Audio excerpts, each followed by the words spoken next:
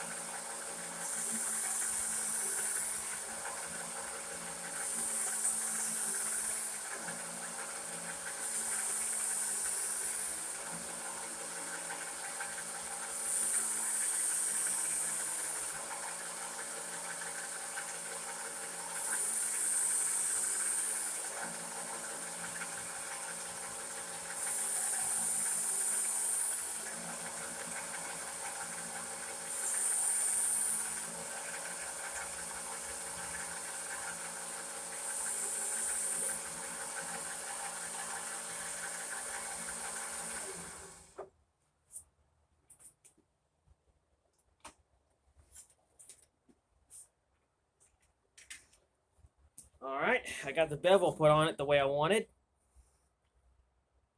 And yes, this thing does have visual rust on it, but I do plan on cleaning all that off in the second part of this video.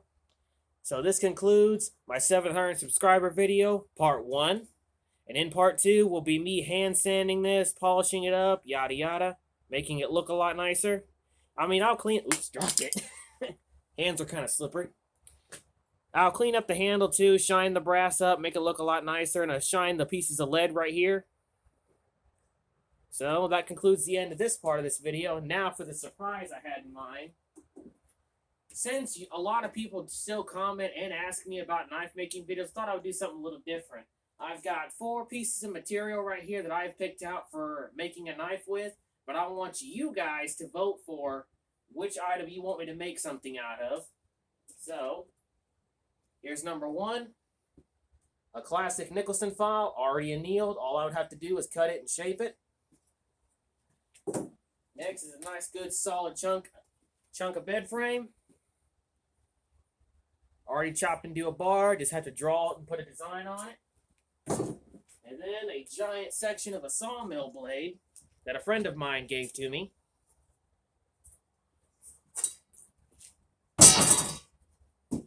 And then a classic circular saw blade. So, vote down below which one you want me to make a knife out of, and stay tuned for part 2. And as always, stay sharp.